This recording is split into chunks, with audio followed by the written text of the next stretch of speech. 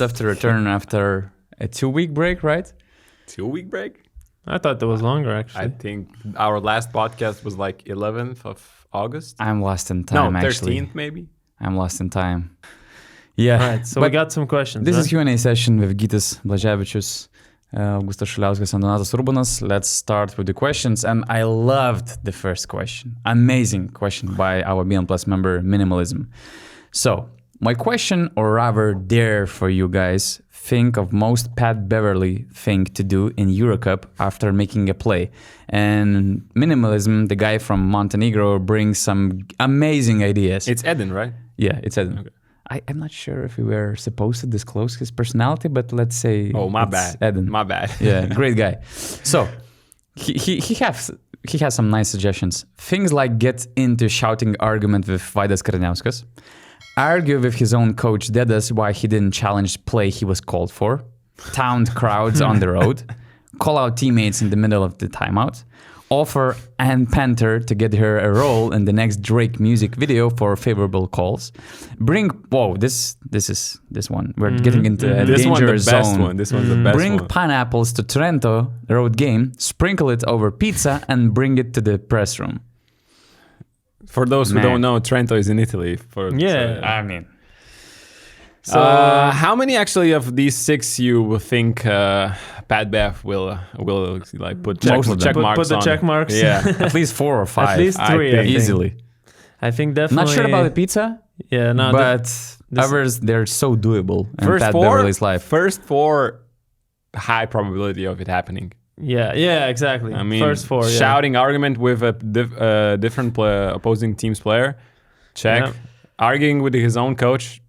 Yeah. Highly probable.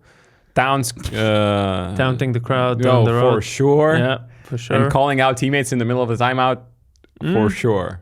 What do you guys got? I have my most Pat Bev thing to do in the EuroCup is like shooting 0 from 12 or 1 of 12 from the field, then making a dagger shot to close out the game and yelling like, "This is my city," when he's actually playing in Belgrade, Serbia, and not in the Israel where the team is located.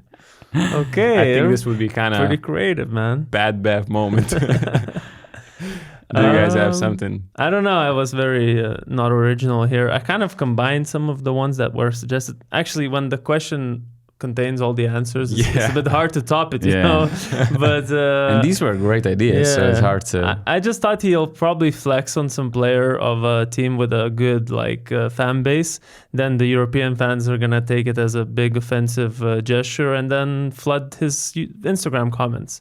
Pretty much, that's my prediction for Pat Beverley's first season back in Europe, that he's going to get a lot of hate in the Instagram for doing one thing, you know? Mm-hmm. That's sounds like first 2 weeks this is going to happen. I would say a safe choice. I think he'll do something with this team from Vilnius, Wolves. And I think that, when he will be destroying them or whatever, and especially in Vilnius, he's going to throw something like, "Oh, you're no Wolves, you're puppets or puppies," or something like that. That for sure will be some trash talk, especially coming off a former Minnesota Timberwolves player. Okay. He'll do something like that. I see why. But I know But I wish Wade Baldwin stayed in Tel Aviv. I mean, that would be a hell of a matchup. Because he's about to challenge in all different ways the best players of the opposing teams. And Wade was not only the best player, but he was also the local player. One. Yeah, local loudest. player of Maccabi team. Yeah. So that would be a hell of a dogfight.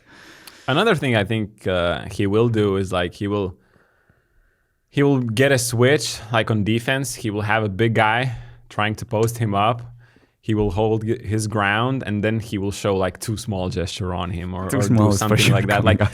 Show too small against the guy which is actually way taller than him or way stronger than him. Yeah.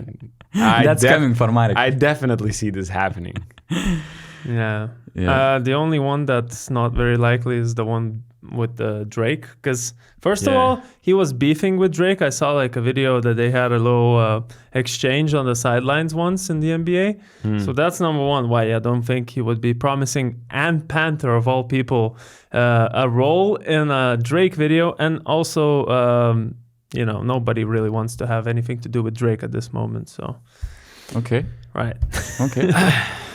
And of course, the main question, a lot of questions about Evan Fournier and his signing with Olympiacos. First of all, before going into the question of Royce, who asked, would it make us Olympiacos title favorites? What do you think about the move in general? I mean, how much money Olympiacos are spending is a lot. I just remember that I wanted to shout out our own colleague Orazio for that tweet. He wrote, I think yesterday on Twitter, Greek teams are spending like it's pre-2008 crisis in the last couple of years. It's really ridiculous. And but wow, I mean, they got so much stronger this summer.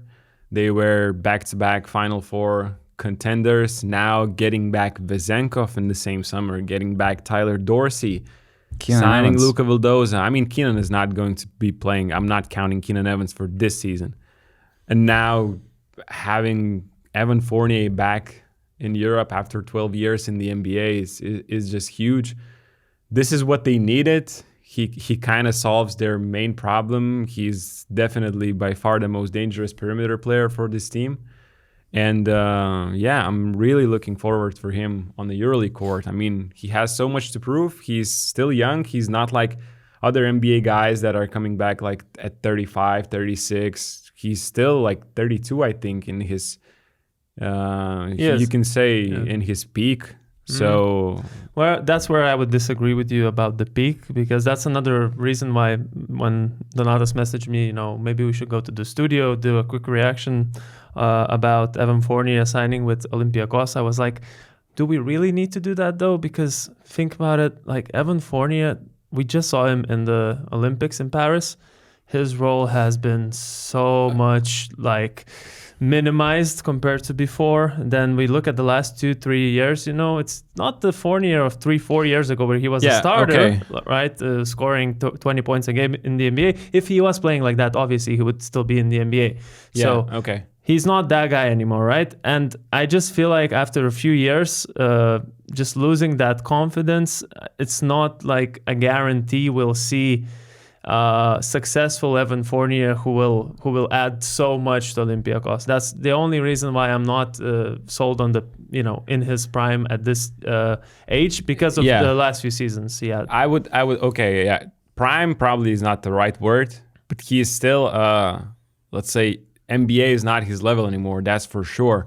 But I think in the EuroLeague, which is not at the level of the Olympics, also he will be pretty good. I mean, he's going to be in the system, so I don't expect huge numbers from him.